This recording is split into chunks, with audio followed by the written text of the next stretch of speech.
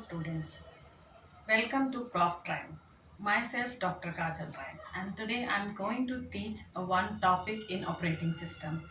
The topic is process states. What are the different states a process have? But one should know what is process first. A process is a program in execution, right? It is a simple thing. We can say what we are executing a program, and it is a process. A program which we are going to use. For example, it can be a music video or it can be a word file, whatever it is. Okay, so a process is a program in execution. Now, a process has five main states. These are the states a process can have, and starts from new. When a process enters into a system, when we want to run a process and we just want click on that process, then it is a new process. It is in the new state. Okay, तो सबसे पहले process जो होती है वो new state में होती है. ठीक है, पर न्यू स्टेट में आ तो गई है प्रोसेस, बट क्या वो रन करने के लिए रेडी है या नहीं है. और मान लीजिए आपके पास एक है, आपके पास हार्ड डिस्क की मेमोरी है आपकी 1 TB. ठीक है, अब सारी की सारी प्रोसेसेस तो हम रन नहीं कर सकते एक साथ. हमें कुछ कुछ चाहिए होती है, सारी चाहिए भी नहीं होती हैं. बट समटाइम्स ऐसा होता है कि जो भी हमें चाहिए हम वो प्रोसेस पे क्लिक कर लेते हैं ऑफ कोर्स. बट जो हमारी रैम होती है, सबसे पहले प्रोसेस को वहाँ आना पड़ता है. RAM is random access memory. Suppose जो रैम होती है मैक्सिमम आपकी 16 GB है, 8 GB है, इस टाइप की रैम होती है, राइट. बट जो हमारी हार्ड डिस्क है वो तो 1 TB ही है. अब सारी की सारी तो हम ला नहीं सकते हैं प्रोसेसेस, तो हम कुछ प्रोसेसेस, सिलेक्टेड प्रोसेसेस को रैम में लेकर आते हैं जिनकी हमें अभी ज़रूरत है, राइट. सो जब हम कुछ प्रोसेसेस को रैम में लेकर आ जाते हैं तो वो कहाँ आ जाती है. न्यू स्टेट तो तब आ गई जब आपने क्लिक किया, और वो क्लिक होने के बाद जब आपकी जो भी सिलेक्टेड है उनमें से कुछ कुछ आपकी रैम में आ गई हैं. सारी भी नहीं आती हैं उसमें से भी, क्योंकि हो सकता है वो सारी प्रोसेसेस जिस पे आपने क्लिक किया है वो 16 GB से बड़ी हो, तो सारी की सारी नहीं आ सकती हैं.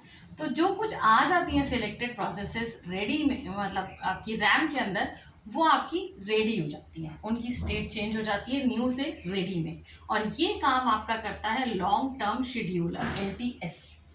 ठीक है, कि कौन सी प्रोसेसर को हमने रेडी क्यू में लाना है.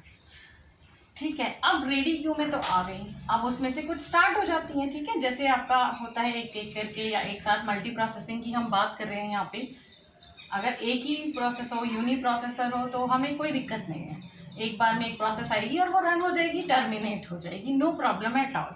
बट जब हम बात कर रहे हैं मल्टी प्रोसेसिंग की, तब क्या होता है, हमारी जितनी भी मेमोरी में आ गई हैं रैम के अंदर, उसमें से कुछ रन होती हैं उस टाइम पे, कुछ टर्मिनेट हो रही होती हैं एग्जीक्यूट होने के बाद, कुछ वेट स्टेट में भी पहुंच जाती हैं.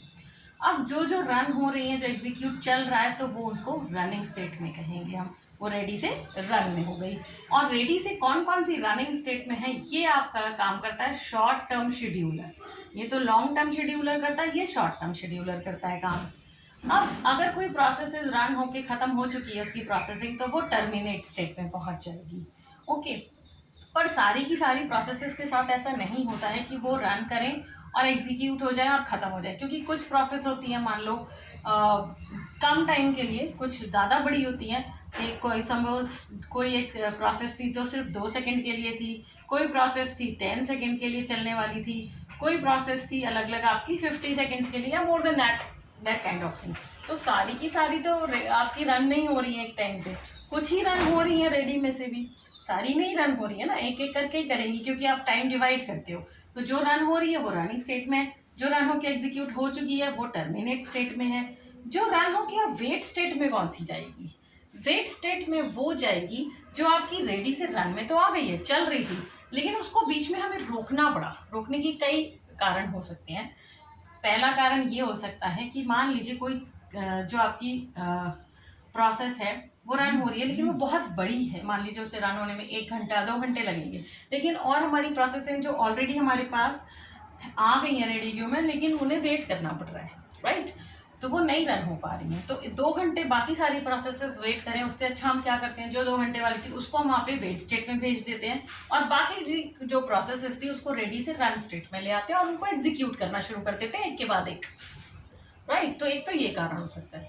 दूसरा कारण होता है कि मान लीजिए आप रन कर रहे हैं कोई प्रोग्राम, लेकिन कोई दूसरी अर्जेंट वाली प्रोसेस आ गई जिसको तभी एग्जीक्यूशन चाहिए, तो हम जो रन कर रहे हैं उसको वेट में डाल देते हैं, राइट। जैसे आप फॉर एग्जांपल आप ले लें, आप किसी रोड पे जा रहे हैं, ट्रैफिक है, ठीक है, नो प्रॉब्लम, आप जा रहे हैं, आपको काम कर रहे हैं, आप रोड में जा रहे हैं, लेकिन जैसे ही आप वहाँ किसी चौक पे पहुँचे या किसी लाइटों पे पहुँचे, आपको पता चला वहाँ से मंत्री जी की गाड़ी जाने वाली है, कोई वीआईपी आ रहा है, तो आप लोगों को ब्लॉक कर दिया गया और दूसरे को रास्ता भी दिया गया है जाने के लिए, तो वो प्रायोरिटी बेस्ड शेड्यूलिंग हो जाती है, राइट। तो उस केस में भी आपको कहाँ जाना जाएगा, वेट में, वेट स्टेट पे जाना रहेगा। ये भी ऐसे ही काम करते हैं, जैसे हम लोग अपनी रियल लाइफ एग्जाम्पल इसीलिए दे रही हूँ ताकि आप लोगों को अच्छे से समझ में आ जाए, राइट।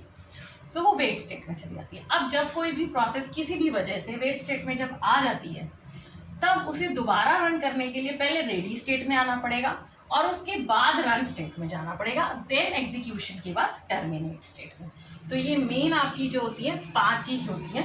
ये भी शॉर्ट टर्म शेड्यूलर ही काम करेगा कि रनिंग से वेट में भेजना और वेट से रेडी में भेजना। ये काम भी आपका शॉर्ट टर्म शेड्यूलर का होता है। न्यू है जो आप सिलेक्ट करते हैं वो लॉन्ग टर्म शेड्यूलर करता है, यहाँ पे भी है ना, ये सारे आपके काम करते हैं। तो I hope you understand. We will cover the next topic in operating system in my next class. Thank you very much.